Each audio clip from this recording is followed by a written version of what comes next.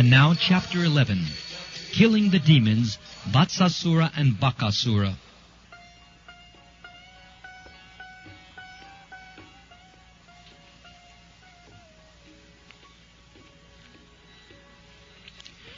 When the twin Arjun trees fell to the ground, making a sound like the falling of thunderbolts, all the inhabitants of Gokul, including Nanda Maharaj, immediately came to the spot. They were very much astonished to see how the two great trees had suddenly fallen. Because they could find no reason for their falling down, they were puzzled. When they saw child Krishna bound up to the wooden mortar by the ropes of Yashoda, they began to think that it must have been caused by some demon. Otherwise, how was it possible? At the same time, they were very much perturbed because such uncommon incidents were always happening to child Krishna. While the elderly cowherd men were thus contemplating, the small children who were playing there informed the men that the trees fell due to Krishna's pulling the wooden mortar with the ropes to which he was bound. Krishna came in between the two trees, they explained, and the wooden mortar was topsy-turvied and stuck in between the trees. Krishna began to pull the rope, and the trees fell down. When the trees fell down, two very dazzling men came out of the trees, and they began to talk to Krishna. Most of the cowherd men did not believe the statement of the children. They could not believe that such things were at all possible. Some of them, however, believed them and told Nanda Maharaj, "Your child is different from all other children. He just might have done it." Nanda Maharaj began to smile, hearing about the extraordinary abilities of his son. He came forward and untied the knot just to free his wonderful child. After being freed by Nanda Maharaj, Krishna was taken onto the laps of the elderly gopis. They took him away to the courtyard of the house and began to clap, praising his wonderful activities. Krishna began to clap along with them, just like an ordinary child. The Supreme Lord Krishna, being completely controlled by the gopis, began to sing and dance, just like a puppet in their hands.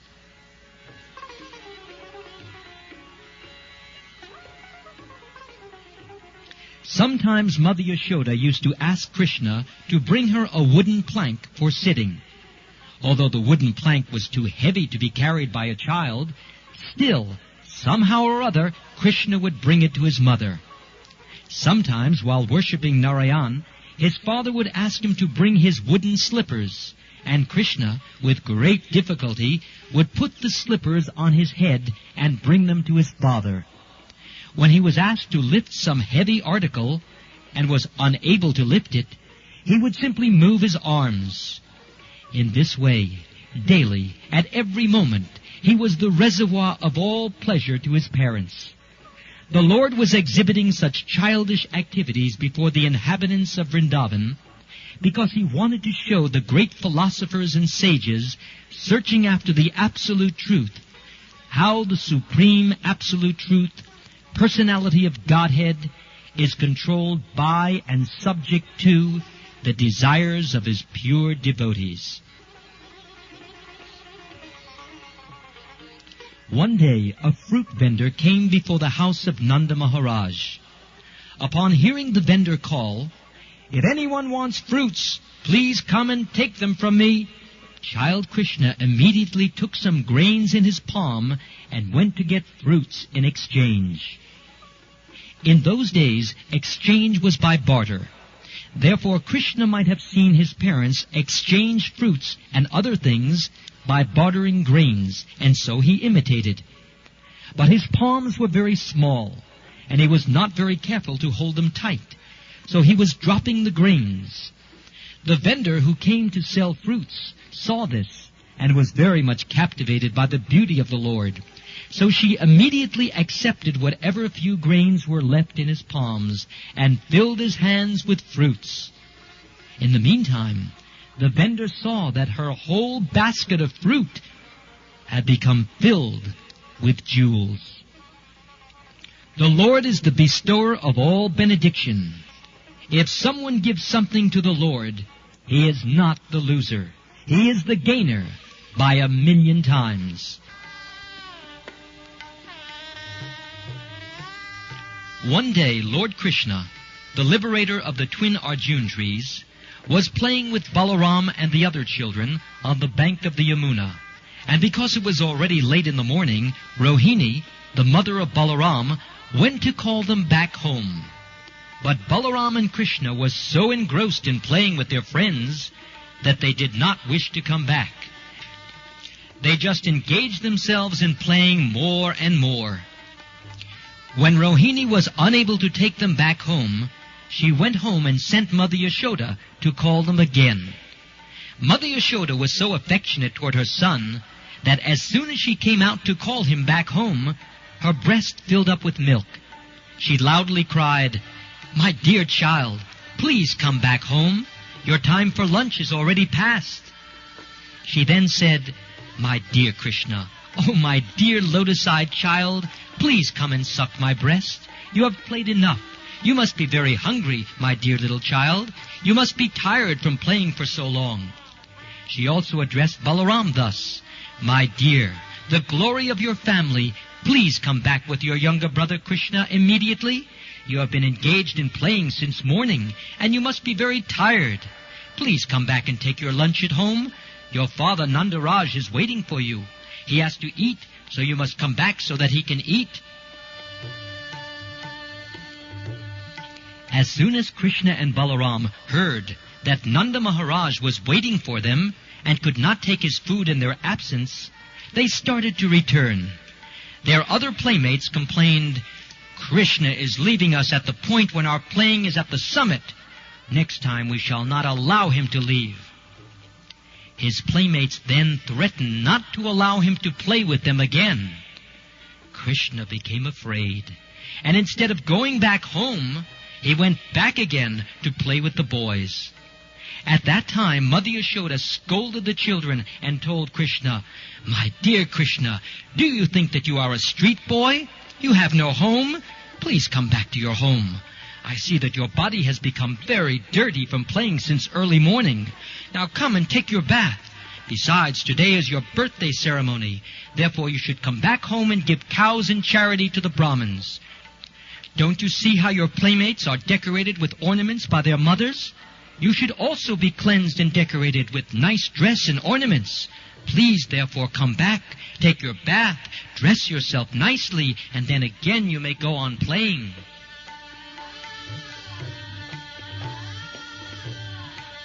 In this way, Mother Yashoda called back Lord Krishna and Balaram, who are worshipable by great demigods like Lord Brahma and Lord Shiva. She was thinking of them as her children. When Mother Yashoda's children, Krishna and Balaram, came home, she bathed them very nicely and dressed them with ornaments. She then called for the Brahmins, and through her children she gave many cows in charity for the occasion of Krishna's birthday. In this way she performed the birthday ceremony of Krishna at home.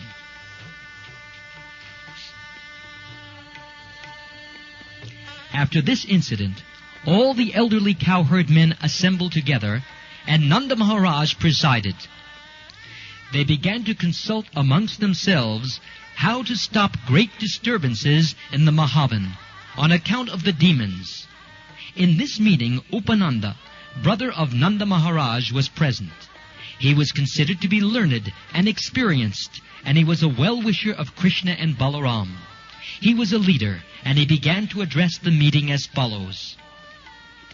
"My dear friends, now we should leave here for another place, because we are continually finding that great demons are coming here to disturb the peaceful situation, and they are especially attempting to kill the small children. Just consider Putana and Krishna. It was simply by the grace of Lord Hari that Krishna was saved from the hands of such a great demon. Next, the whirlwind demon took Krishna away in the sky, but by the grace of Lord Hari, he was saved, and the demon fell down on a stone slab and died. Very recently, this child was playing between two trees, and the trees fell down violently, and yet there was no injury to the child. So Lord Hari saved him again. Just imagine the calamity if this child or any other child playing with him were crushed by the falling trees. Considering all these incidents, we must conclude that this place is no longer safe. Let us leave. We have all been saved from different calamities by the grace of Lord Hari. Now we should be cautious and leave this place and reside somewhere where we can live peacefully. I think that we should all go to the forest known as Vrindavan, where just now there are newly grown plants and herbs. It is very suitable for pasturing ground for our cows, and we and our families, the gopis with their children, can very peacefully live there.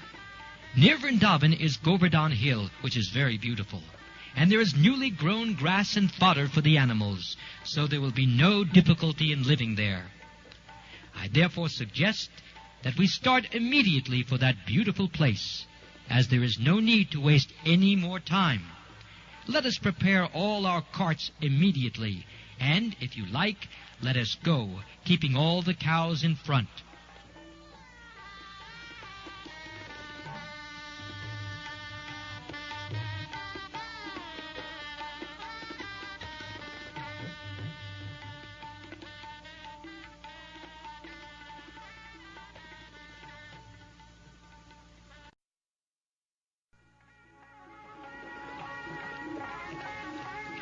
At this time, Krishna and Balaram were given charge of the calves.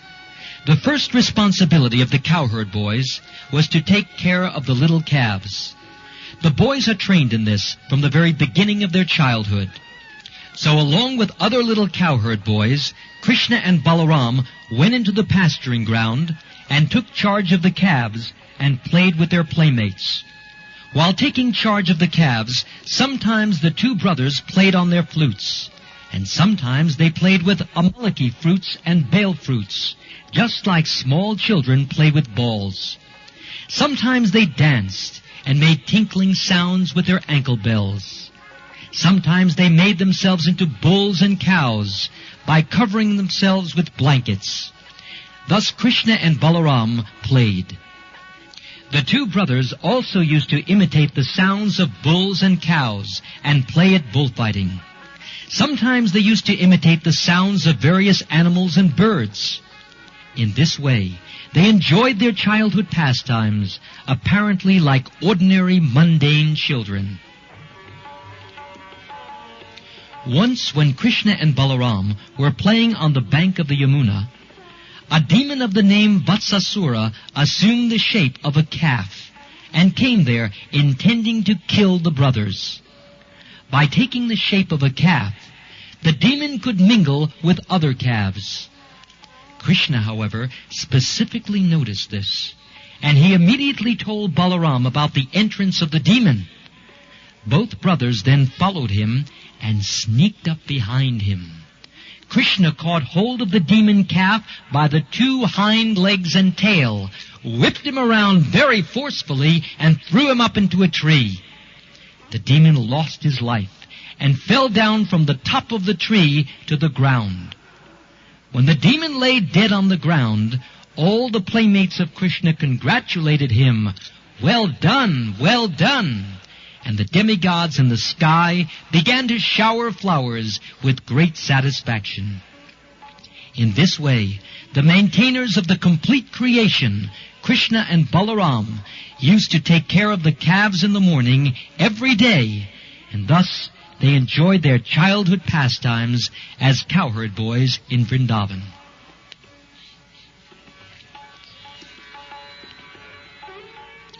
All the cowherd boys would daily go to the bank of the river Yamuna to water their calves. Usually, when the calves drank water from the Yamuna, the boys also drank. One day after drinking, when they were sitting on the bank of the river, they saw a huge animal which looked something like a duck and was as big as a hill. Its top was as strong as a thunderbolt. When they saw that unusual animal, they became afraid of it. The name of this beast was Bakasura, and he was a friend of Kamsa's. he appeared on the scene suddenly and immediately attacked Krishna with his pointed, sharp beaks and quickly swallowed him up. When Krishna was thus swallowed, all the boys, headed by Balaram, became almost breathless, as if they had died. But when the Bakasura demon was swallowing up Krishna, he felt a burning, fiery sensation in his throat. This was due to the glowing effulgence of Krishna. The demon quickly threw Krishna up and tried to kill him by pinching him in his beaks.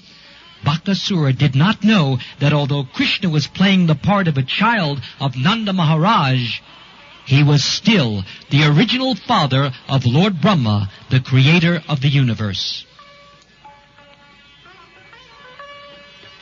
The child of Mother Yashoda, who is the reservoir of pleasure for the demigods, and who is the maintainer of saintly persons, caught hold of the beaks of the great gigantic duck and, before his cowherd boyfriends, bifurcated his mouth, just as a child very easily splits a blade of grass. From the sky, the denizens of the heavenly planets showered flowers like the mali, the most fragrant of all flowers, as a token of their congratulations. Accompanying the showers of flowers was a vibration of bugles, drums, and conch shells. When the boys saw the showering of flowers and heard the celestial sounds, they became struck with wonder. When they saw Krishna, all of them, including Balaram, were so pleased that it seemed as if they had regained their very source of life. As soon as they saw Krishna coming towards them, they one after another embraced the son of Nanda and held him to their chests. After this, they assembled all the calves under their charge and began to return home.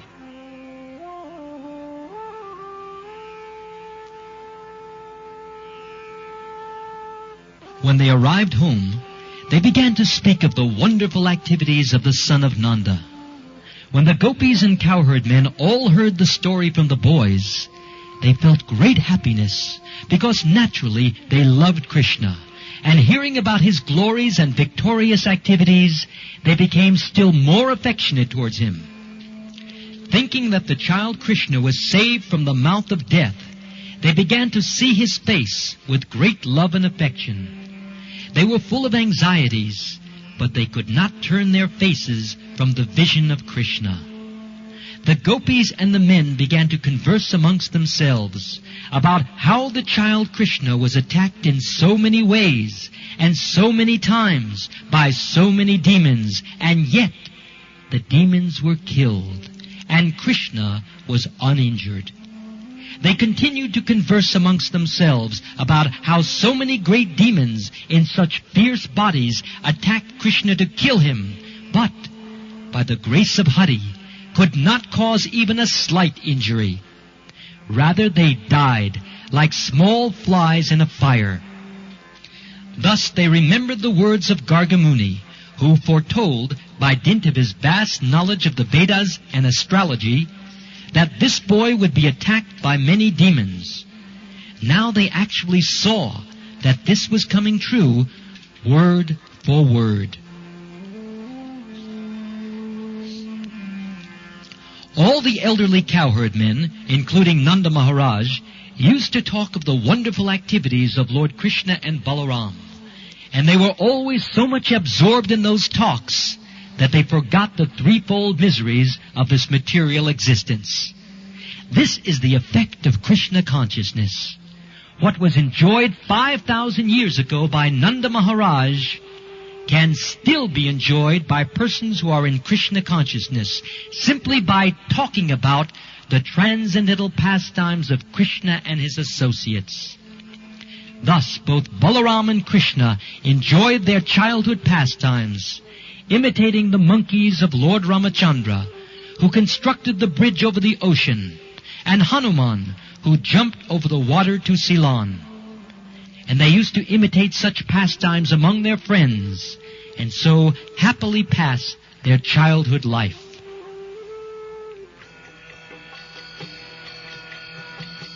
Thus ends the Bhaktivedanta purport of the 11th chapter of Krsna, killing the demons Vatsasura and Bakasura.